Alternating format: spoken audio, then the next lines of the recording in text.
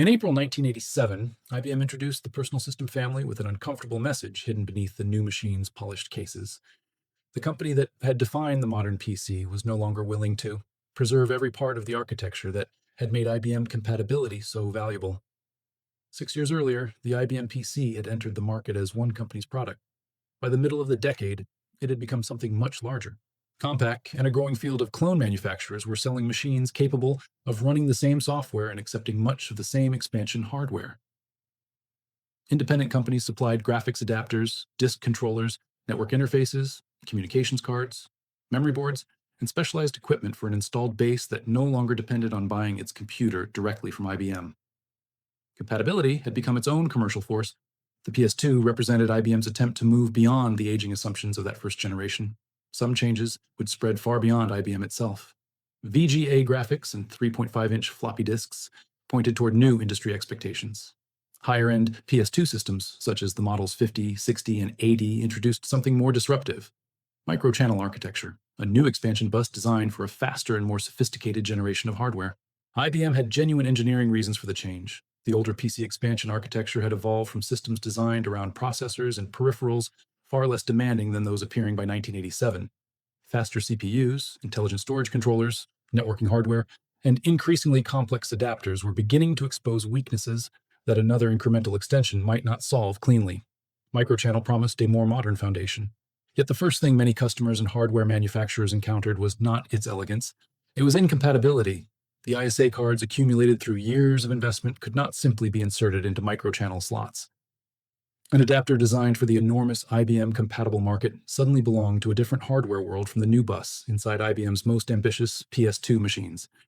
That break carried consequences far beyond the motherboard. A business might own expensive communications or storage hardware it expected to reuse. A peripheral manufacturer might have spent years developing and supporting ISA products. A clone maker that followed IBM into microchannel would be accepting an architecture whose important intellectual property remained under IBM's control. IBM was therefore doing more than releasing another PC. It was asking the industry to reconsider what IBM-compatible should mean at the very moment when the industry had become powerful enough to answer for itself. The irony was immediate. IBM had created the PC architecture that competitors learned to reproduce, and the resulting ecosystem had helped turn the platform into a standard. Now, the company was introducing a technically ambitious replacement that intentionally severed one of the strongest forms of continuity holding that ecosystem together. To understand why IBM was willing to take that risk, the story had to return to 1981, when the expansion architecture of the original IBM PC looked less like a strategic surrender of control and more like one of the practical decisions required to get a new computer into the market quickly. The expansion architecture of the original IBM PC had never been intended to become a permanent constitution for an entire industry. In 1981, IBM's priority was speed. The company wanted to enter the personal computer market quickly, and that meant avoiding the long development cycle normally associated with building every major component internally. The resulting machine used commercially available parts wherever practical, including Intel's 8088 processor and numerous standard support chips. Its expansion system followed the same pragmatic logic. Slots inside the chassis gave buyers and third-party companies a way to add capabilities the base computer did not provide, from additional memory and communications hardware to improved displays and storage controllers. At first, that flexibility looked like an ordinary product feature. It became far more important once outside companies realized they could design hardware around the IBM PC without waiting for IBM to supply every option itself. The market responded quickly. Independent manufacturers produced monochrome and color graphics adapters, serial and parallel interfaces, disk controllers, networking hardware, data acquisition boards, modems, memory expansion, and specialized cards for business and industrial use. The bus became a meeting point between IBM's computer and an expanding peripheral industry. When IBM introduced the PC-AT in 1984, the expansion architecture was extended to support the newer 16-bit system, while retaining compatibility with many earlier 8-bit cards. The resulting AT bus would later become widely known as ISA. That backward-compatible extension reinforced a pattern that was already becoming central to the PC market. New machines were expected to preserve the investment users had made in older hardware. Compatibility was not limited to software. A company replacing several PCs might expect to reuse expensive adapters, spare cards, diagnostic tools, and technical knowledge accumulated over years. Peripheral manufacturers benefited from the same continuity. A successful ISA product could potentially be sold across a growing range of IBM and IBM-compatible systems, rather than being tied to one computer model. The consequences reached beyond expansion cards. Compaq and other manufacturers learned how to build machines that reproduced the behavior buyers expected from an IBM-compatible PC, while independent BIOS development reduced one of the legal and technical barriers to cloning the platform. The more compatible machines entered the market, the more valuable the common hardware environment became. Software publishers could target a broad installed base. Peripheral vendors could support multiple manufacturers with related products. Customers could choose among competing systems without abandoning the ecosystem around them. IBM still carried enormous influence, but the source of that influence was beginning to shift. The company's own design decisions mattered because so many other firms had chosen to follow them, not because IBM possessed absolute control over every implementation. That distinction became especially important as clone manufacturers improved their products and sometimes moved faster than IBM in adopting newer processors or packaging systems for different markets. By the middle of the decade, the term IBM-compatible no longer described a narrow collection of imitation machines. It described an industry organized around expectations that had become larger than any single vendor. ISA sat near the center of that arrangement. Its widespread adoption was becoming one of the strongest reasons to preserve it. Even though the architecture itself had never been designed for the level of performance and complexity, the next generation of PCs was beginning to demand. By the time the 80386 arrived, that compatibility had become both the strength of the PC platform and one of its most stubborn engineering constraints. ISA had grown from a bus created for much earlier processors, then extended to support the PC-AT generation without abandoning the enormous base of existing hardware. That backward compatibility was commercially valuable, but it also meant that new systems were carrying electrical conventions, timing assumptions, and resource allocation methods inherited from machines designed years before 32-bit processors became normal. The mismatch became harder to ignore as the rest of the computer accelerated. A 386 could manipulate 32-bit data internally, yet the mainstream expansion environment remained rooted in a narrower architecture. Storage controllers were becoming more capable, networking was spreading through business computing, and increasingly intelligent adapters needed to move larger amounts of data with less direct supervision from the processor. ISA could support sophisticated hardware, and engineers found ways to push it well beyond the demands of the original IBM PC. But doing so required working around limitations that had accumulated rather than designing from a clean foundation. Configuration exposed another problem. Expansion cards commonly depended on physical switches, jumpers, or fixed settings to determine resources such as I/O addresses, interrupt lines, and DMA channels. Installing one card might be straightforward. Installing several could become an exercise in avoiding invisible collisions. Two devices attempting to use the same interrupt or overlapping address range could produce failures that looked mysterious to anyone who did not understand the underlying resource map. A technician might remove the case, consult manuals, move a jumper, reboot, and discover that solving one conflict had created another. The difficulty was not that ISA systems were unusable. Millions worked successfully every day. The problem was that the architecture expected growing amounts of human knowledge as machines became more complicated. High-performance peripherals also exposed the need for more disciplined control of bus access. Some adapters could perform direct transfers or assume more active roles, but the old bus had not been designed from the beginning around a rich multi-master environment in which several intelligent devices competed for bandwidth under a unified arbitration scheme. Each new generation therefore increased the tension between what the ecosystem wanted to preserve and what system designers wanted to improve. Replacing ISA outright would strand cards, support procedures, and years of investment. Preserving it indefinitely meant carrying limitations that were becoming more visible precisely as processors and peripherals advanced. IBM faced a choice between compatibility and architectural cleanup, and in 1987 it chose the more radical path. Rather than stretch the AT bus one more time, the company designed microchannel as a new foundation, intended to match the requirements of faster systems, more intelligent adapters, and increasingly complex configurations. The decision would soon provoke an industry revolt, but before that could happen, IBM had to demonstrate that the break with ISA bought something real. Microchannel did. Microchannel's answer to those problems was more ambitious than another extension of the AT bus. IBM redesigned the expansion architecture around the expectation that newer computers would contain increasingly intelligent devices competing for memory access and system resources. MCA supported 16-bit operation and, in higher-end implementations, 32-bit addressing and data transfers better suited to the processors IBM expected to dominate the next generation. Width alone, however, was not the most important change. An adapter could become a bus master, temporarily gaining control of the channel so that it could move data without requiring the CPU to supervise every transfer. That capability made the architecture attractive for demanding storage controllers, networking hardware, and other peripherals capable of performing substantial work independently. Once several devices could request control, the system needed a disciplined way to determine which one received it. Microchannel therefore incorporated centralized arbitration, allowing potential bus masters to compete for access according to defined rules. The expansion bus was becoming a managed system resource rather than simply a collection of slots waiting for the processor to direct every transaction. Configuration received an equally deliberate redesign. IBM introduced Programmable Option Select, or POS, replacing many of the switches and jumpers familiar from ISA cards with software-writable configuration registers. MCA adapters could identify themselves to the system, while setup software recorded and assigned resources before normal operation began. The goal was more than convenience. As PCs accumulated, expansion hardware, manually assigning addresses, interrupts, and other resources had become an increasingly fragile part of installation and maintenance. POS gave the machine more knowledge about the hardware occupying each slot and allowed configuration choices to be handled systematically in software. It was not the later plug-and-play architecture, nor did it eliminate every resource management problem future PCs would encounter. In the context of the late 1980s, however, it represented a significant change from the jumper and switch environment surrounding much of ISA hardware. Microchannel also used level-sensitive interrupts that could be shared more flexibly and incorporated electrical and signaling changes intended to support a cleaner, high-performance environment.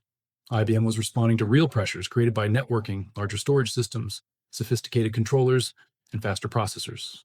That is what made the reaction to MCA historically important. The industry was not rejecting a technically meaningless replacement. IBM had built a coherent architecture that addressed several weaknesses engineers had spent years working around. The cost of that cleanup was embedded in the transition itself. An ISA adapter could not simply move into an MCA slot, turning architectural modernization into a migration problem that extended far beyond the motherboard. The compatibility break became more serious once customers and manufacturers began calculating what adopting microchannel would actually require. An ISA card was not merely a piece of hardware. In a business environment, it could represent purchased equipment, spare inventory, support procedures, technician experience, and software configured around a particular controller or interface. Moving to an MCA system could therefore mean replacing more than the motherboard. Network adapters, storage controllers, communications hardware, and specialized expansion cards might all need new versions. Peripheral manufacturers faced the same calculation from the opposite direction. Supporting MCA meant designing, testing, documenting, and manufacturing a separate product for a market that was still much smaller than the enormous installed base of ISA-compatible machines. IBM did encourage third-party development, and by 1988 it was publishing guides listing non-IBM hardware intended for the microchannel. But that ecosystem had to be built almost from scratch, while ISA vendors were already selling into a mature market. The strategic tension increased because microchannel was not simply a freely inherited extension of the old AT bus. IBM controlled important intellectual property surrounding the architecture and expected companies producing compatible implementations to enter licensing arrangements. The exact commercial terms varied and became the subject of intense industry argument, but the broader concern was clear. A clone manufacturer that adopted MCA would not merely be following a technical specification. It would be accepting a bus whose ownership and licensing remained tied closely to IBM. That mattered because the clone industry had spent years building businesses around the opposite condition: IBM compatibility without dependence on IBM for every architectural decision. From IBM's perspective, the position was understandable. The company had invested in a new bus, patented key parts of the design, and wanted to protect that investment while solving problems the old architecture could no longer address cleanly. From the perspective of competing PC manufacturers, however, adopting MCA risked giving IBM renewed leverage over the platform they had learned to reproduce independently. The issue therefore widened beyond royalties or connector shapes. It became a question of control. If IBM could replace ISA with a proprietary successor and persuade the market to follow, then the center of gravity of the compatible PC industry might shift back toward IBM. If clone manufacturers refused, they would need another way to modernize the bus without abandoning the installed base that had made their systems commercially attractive. By 1988, that second path was beginning to take form. Companies that normally competed fiercely for customers started cooperating around a shared architectural response. Their goal was not simply to attack IBM or prove that microchannel had been badly engineered.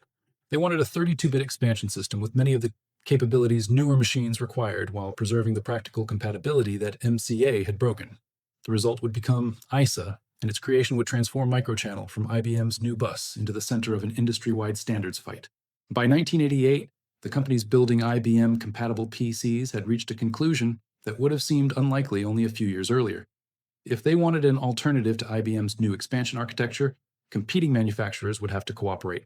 Compaq became the most visible force in a group of 9 major system makers that organized around ISA, the Extended Industry Standard Architecture. ISA was not simply microchannel with IBM's name removed. Its starting assumption was different.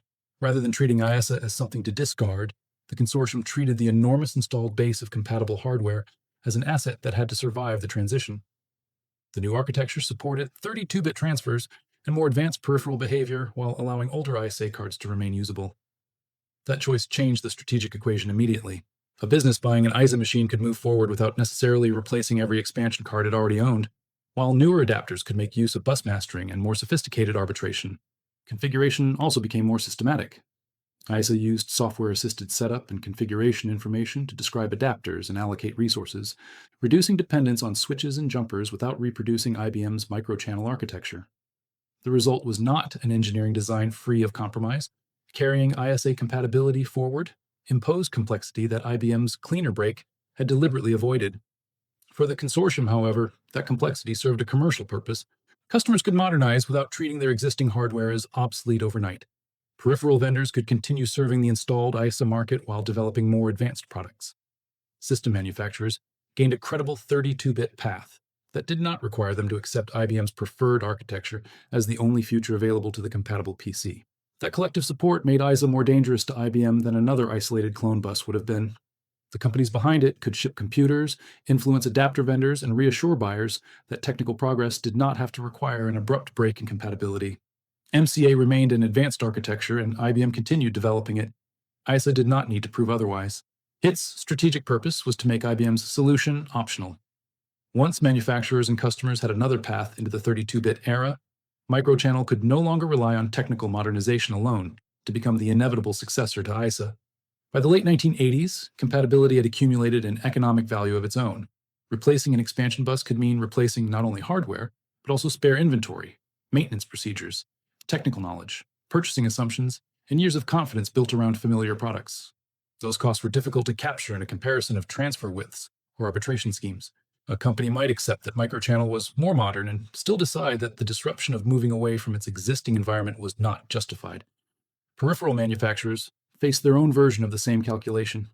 Designing an MCA adapter required development, testing, documentation, support, and inventory for a market whose size was uncertain. If relatively few customers adopted MCA systems, a specialized product became harder to justify. That hesitation could then reduce the range of available adapters, making the platform less attractive to customers who expected broad hardware choice. ISA benefited from a different dynamic because it allowed the older ISA market to remain useful during the transition. Vendors did not have to treat existing products as commercially dead before introducing more advanced ones, and system manufacturers could offer improvement without forcing every customer into an immediate migration. None of this meant ISA was technically superior in every respect. It did not eliminate ISA overnight, nor did it make microchannel irrelevant. What it changed was the balance of risk. IBM could continue refining MCA and demonstrate real advantages inside its own systems, while competitors could argue that technical progress did not require surrendering continuity. The standards fight was increasingly being decided by factors that did not appear in bus specifications. Adoption depended on how much disruption customers would tolerate, whether vendors saw enough demand to justify support, and whether manufacturers believed the architecture would remain commercially viable long enough to build products around it. By the end of the decade, microchannel could still succeed where IBM controlled more of the system and customers valued a coordinated platform. What it could no longer assume was that the broader PC industry would follow the same migration path simply because IBM had designed the more radical break with ISA. Microchannel's failure to become the universal PC expansion standard did not mean the architecture disappeared from serious computing. IBM continued shipping MCA-based PS2 systems into business, institutional, and networked environments where customers were often buying complete configurations rather than assembling machines from a large collection of legacy expansion cards. In those settings, the very qualities that made MCA disruptive in the broader clone market could become advantages. A company standardizing on IBM hardware could benefit from software-based adapter configuration, organized bus arbitration, intelligent controllers, and a more tightly managed expansion environment without placing the same value on preserving every older ISA board. The distinction became even clearer beyond ordinary desktop PCs. IBM carried microchannel into higher-end systems, including early members of the RS-6000 workstation family, where sophisticated storage, networking, and I/O requirements made the architecture's design priorities more relevant than backward compatibility with the mass-market ISA ecosystem. That did not transform MCA into a universal workstation standard, but it demonstrated that the bus was technically viable in demanding environments. The architecture's problem had never been that it could not support powerful systems. Its difficulty was becoming the common language of an industry that increasingly preferred standards developed through broader cooperation. Even the competitive lines were less rigid than the public standards fight sometimes suggested. Companies associated with ISA still had commercial reasons to support MCA, where IBM's installed base created demand, and some manufacturers entered licensing arrangements rather than treating the two architectures as permanently exclusive camps. Peripheral vendors could produce products for more than one bus when customers justified the effort. System makers could oppose IBM's attempt to make MCA the default future of the compatible PC while still recognizing that IBM customers represented a valuable market. The resulting landscape was therefore more complicated than a clean victory for one side. ISA remained deeply entrenched. ISA provided a higher-end evolutionary path for many 386 and server-class systems. MCA continued inside IBM platforms and selected compatible products. Different markets valued different combinations of performance, compatibility, support, and control. What had changed was IBM's ability to convert technical success in its own systems into authority over the entire PC industry. Microchannel could remain useful without becoming mandatory. That distinction would soon matter even more because by the early 1990s, the expansion bus debate itself was beginning to shift. Faster processors, graphics subsystems, disk controllers, and network hardware were creating demands that neither a preserved ISA lineage nor IBM's proprietary alternative could answer forever. The next major architecture would not emerge simply as another move in the MCA versus ISA argument. It would change the terms of the argument. By the early 1990s, the argument over whether microchannel or ISA represented the better successor to ISA was beginning to lose its importance. The rest of the PC had continued evolving too quickly for either architecture to settle the question permanently. Processors were becoming faster, graphics adapters were moving larger amounts of data, storage controllers demanded greater throughput, and network hardware was taking on more sophisticated roles inside business systems. The industry still needed to solve many of the problems that had driven IBM toward microchannel in the first place. But the next answer did not have to emerge from the MCA-ISA confrontation. PCI entered that environment under Intel's leadership as a processor-independent local bus architecture designed to provide a high-performance connection between the system and demanding peripherals. One of its practical strengths was that adoption did not require older expansion hardware to disappear immediately. A PC could provide PCI for newer devices while retaining legacy buses elsewhere in the machine, allowing migration to happen in stages. That arrangement changed the economics of transition. Manufacturers could improve the high-performance portion of the system without forcing every customer to replace older adapters at the same moment. Chipset vendors could integrate the architecture across systems from different manufacturers, while peripheral companies could design products for a market that was expanding across the compatible PC industry rather than concentrating mainly inside one vendor's platform. The result was broader momentum.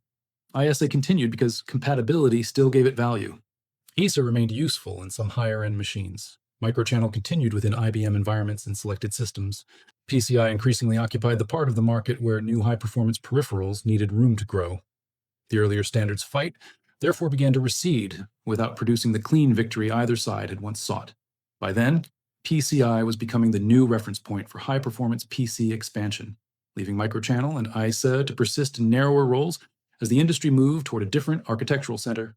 Return to April 1987, when IBM introduced the PS2 family and presented microchannel as the expansion architecture for a new generation of personal computers. IBM had recognized the technical pressures correctly.